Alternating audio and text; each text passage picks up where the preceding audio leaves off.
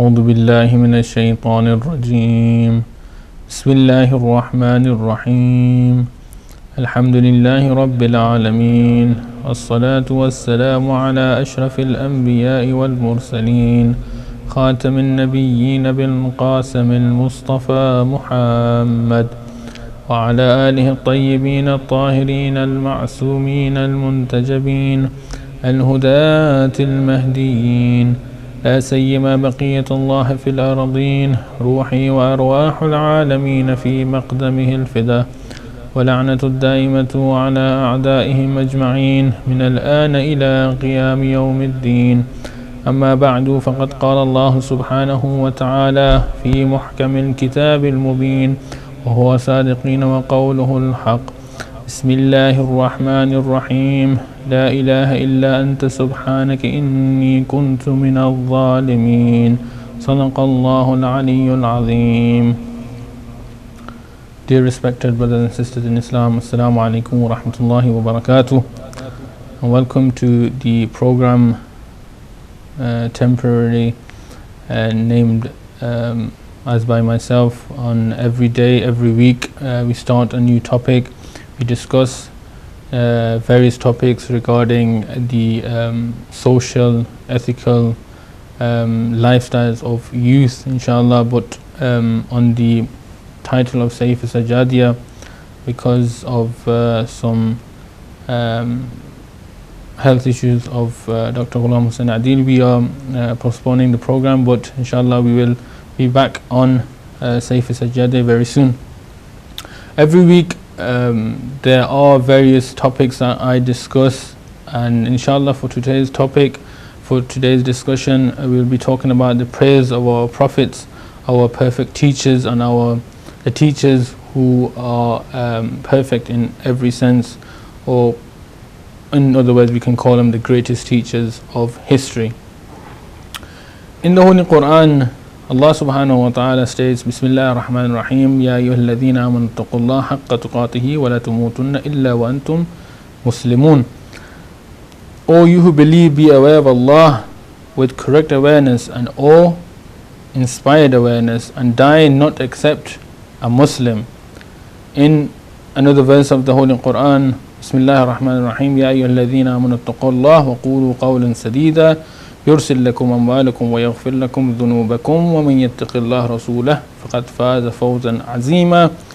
O you who believe, be aware of Allah and speak a straightforward word. He will forgive you and He will repair your sins, and whoever talks to Allah subhanahu wa ta'ala and His Prophet, he will be guided, and inshallah Allah is the one who gives the utmost victory to a human being.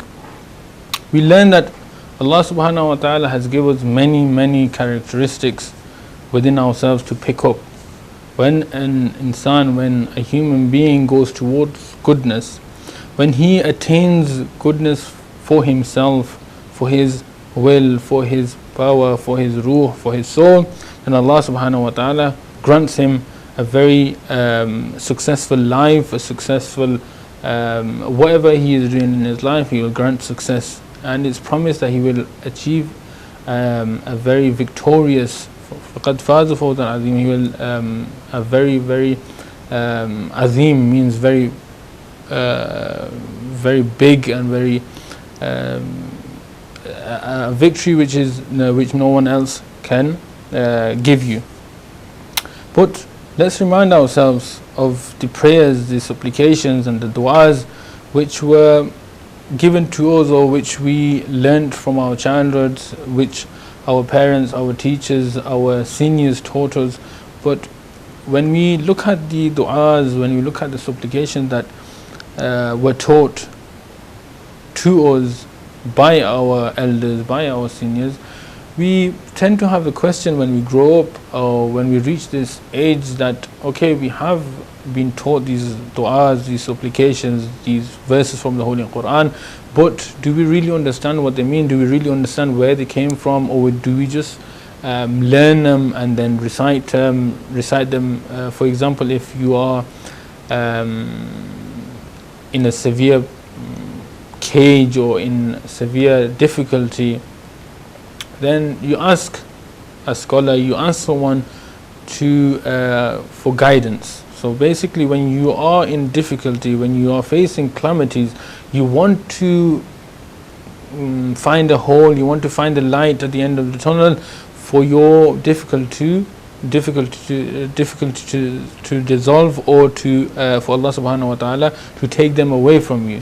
So what you do is you ask the scholars, you ask elderly people to give us a cure, give us a remedy to carry or to implement. And some scholars will say, read this verse 100 times. Some scholars will say that read this 1,000 times. Some scholars will say that read this dua, this specific dua 100 times or 200 times. But there are various du'as, specific du'as for every single calamity that you face, every single danger. For example, if you are trapped in jail, for example, or you have lost your loved one, or you have difficulties in life, for work, exams, interviews, every single thing, Allah subhanahu wa ta'ala has provided a remedy, a cure, or something to help you in that cause or in that difficult time and period. In many ways, we try and take that dua and just read it as if that only that dua will help us. But when we look at ourselves, when we look at our souls, we know that we've faced these calamities, we know that we are going through difficulty at the moment, and it's only and only dependent on Allah subhanahu wa ta'ala. He is the one that will help you. So when Allah gives you that opportunity to help, or to open that passage, or to give you guidelines to what to do, then you will only do it for that specific period of time, and you will forget it for the after path. But when Allah has given you that opportunity to go forward and to be steadfast in what you do, then Allah wants you to be proud of yourself in a good way. In what manner? In the manner that you are doing everything for Allah subhanahu wa ta'ala. Qurbatan ila Allah means that you are doing it for the sake of Allah, with the intention of qurba. So we have to remind ourselves that prayers, du'as, supplications are given to us, but when we read the du'as, we know that it's going to help us. We know that the prophets, the A'immah, Allah subhanahu wa ta'ala has sent down these verses for us. Basically, Allah has given the verses, the du'as for passed down to the A'immah alayhim salam, to the Anbiya, the prophets. But when they have recited the du'as, when they have supplicated to Allah subhanahu wa ta'ala, we want to know what exactly that meaning means. What does dua that is placed in the Quran, what it means. That you'll find it in many parts of the Holy Quran, where Allah subhanahu wa ta'ala refers to the prophets, Hazrat Yunus, Hazrat Ibrahim, Hazrat Muhammad sallallahu alayhi wa sallam, Hazrat Maryam. There are many prophets, Hazrat Yunus, Hazrat Yusuf. All of these prophets are praying to Allah subhanahu wa ta'ala. You'll find it in various parts of the Holy Quran.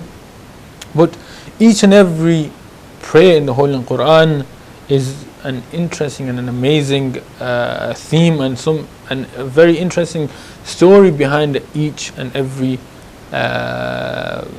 dua, the verse of the Holy Quran. Most of the du'as begin with Rabbana, O Allah, O my Lord. The word Rabbana appears 72 times in the Holy Quran, in 64 verses, of which 40 of them start with Rabbana, O my Lord. Allah subhanahu wa ta'ala reminds us in the Holy Quran, in verse number 36 of Surah Al-Naml, every nation has, Allah subhanahu wa ta'ala has sent every nation a messenger. So there is no time and era where there was no messenger. Allah subhanahu wa ta'ala sent down 124,000 prophets, of which 124,000 prophets were at different times and different eras for that ummah, for that community. And we realize that after the 124 prophets, the last of the prophets, Prophet Muhammad sallallahu alaihi wasallam, was sent down, and after the Holy Prophet sallallahu alaihi wasallam, the time of Imamat came, and that's when the 12 Imams started the legacy of Imamah. That's when it started. In the Holy Quran, in Surah Al-Ra'd, verse number 7, Allah subhanahu wa ta'ala states, وَلِكُلِّ قَوْمٍ هَادٍ. Allah has sent the greatest teachers for you. And these teachers are not ordinary teachers. Allah is stating that He has sent the best, the greatest teachers, the greatest people who guide you basically. Had is something, when you want to be guided, Hadi, the one who guides. So Hadi, Hidayat, they all come from the same family. But when we're looking at the criterion of what Allah subhanahu wa ta'ala is trying to put forward or is given to the ummah, to the nation, is that you will never be misguided from those who Allah subhanahu wa ta'ala sends down. So this is the basic foundation of what Allah is trying to say here. He is saying that every nation, every era, every time I have sent down at least one person, and that person is only and only there to guide you to the straight path.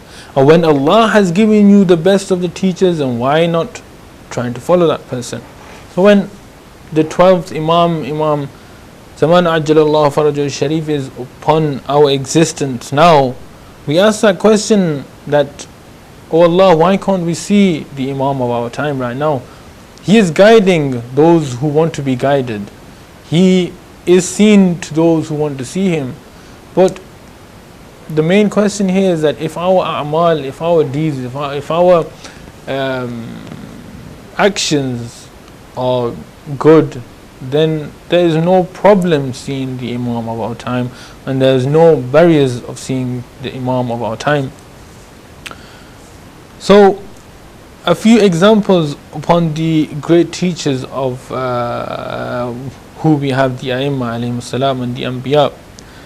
In Surah Yunus, Allah subhanahu in Surah Al-Anbiya, Allah subhanahu wa ta'ala states, Bismillah ar-Rahman ar-Rahim, La ilaha illa anta subhanaka inni kuntu min al-zalimin, in verse number 87 of Surah Al-Anbiya. This specific end of a surah, the second part of the surah, was related to Surah Yunus. So when all of you know the story of Surah Yunus, where Hazrat Yunus alayhi salam didn't like the people of his era, he was very impatient with them, and he got angry, and then he fled. So basically he wanted to migrate somewhere else, and then when he came to the sea, the large fish swallowed Hazrat Yunus alayhi salam, and at that specific time he realized, he pondered upon his actions, and he thought that becoming angry wasn't the right way of going for his people. So he had to think. Allah subhanahu wa ta'ala gave him an opportunity, and he gave him time to think inside the large fish. And once he thought about his actions, once he thought about his what he said to the people, he got angry. He shouldn't have got angry, but Allah subhanahu wa ta'ala does everything for a reason, and this is the main reason of this dua.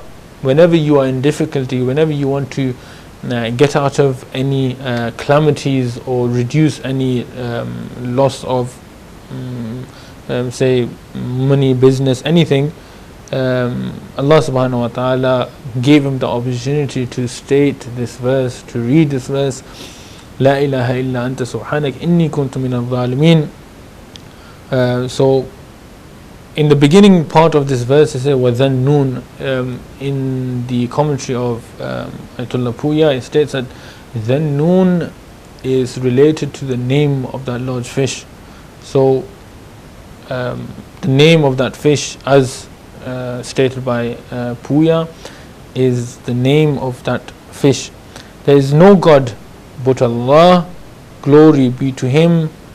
I have become one of who is a wrongdoer. This is what basically this ayah means, this second part of this verse means. Yes, we recite this, we know that this is the meaning of this verse, but did we really know that who said this first time, or did we really know that Hazrat Yunus alayhi salam stated this inside when he was in difficulty, when he didn't know what to do, and Allah subhanahu wa ta'ala gave him the opportunity to reflect upon his actions, and he was later on sent to his own people again, asked for forgiveness, and then they carried on this love to him, they cherished his being there. So these are the stories of the Anbiya alayhimus salam, something that we need to take upon our own lives. There is another verse from Surah Mu'minun, verse number 28. Bismillah ar-Rahman ar-Rahim. Rabbi anzilni munzalan mubarakan wa anta khayrul munzilin. O my Lord, let the lands be blessed upon where I go, for you are the best of those who provide a safe land.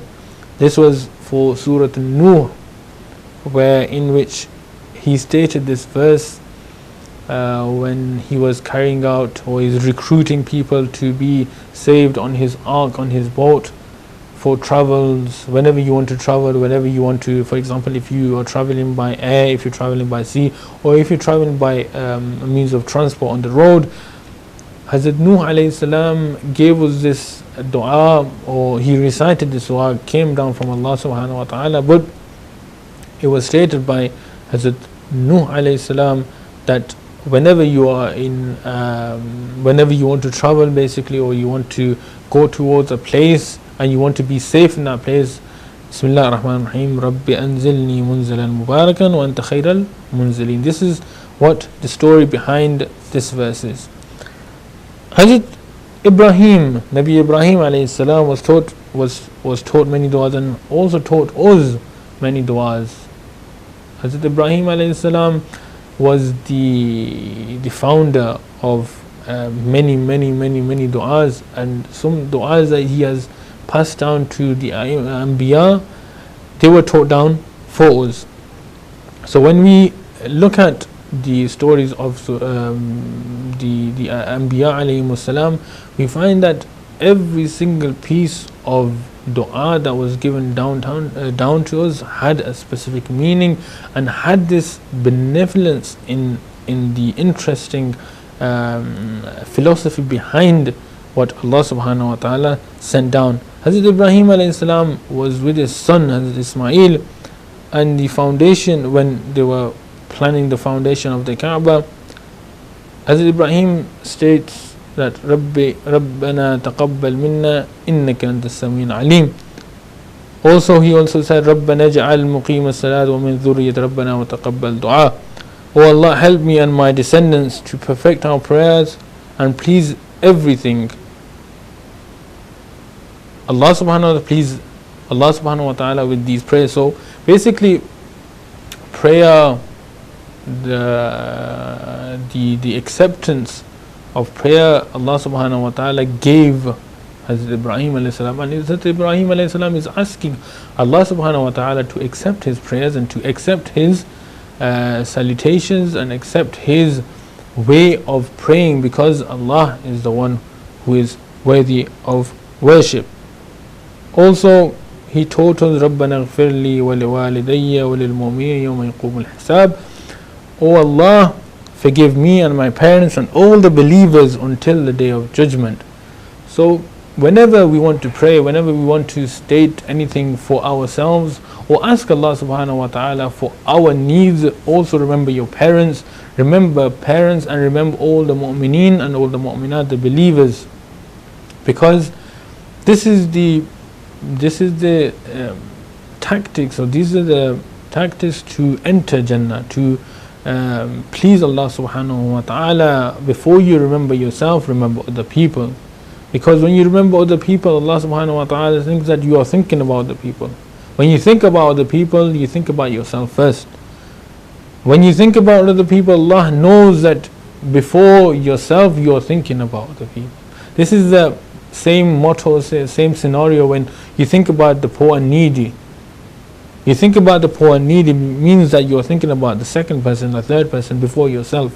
This is also the sunnah of Hazrat Fatima Zahra Salamullah alayha, when she was standing in prayer all night, her feet were swollen up, and Imam Hassan alayhi salam came to Lady of Light stating that, "Oh, the mother, why are your feet swollen? Why are you not resting? Why are you not sleeping?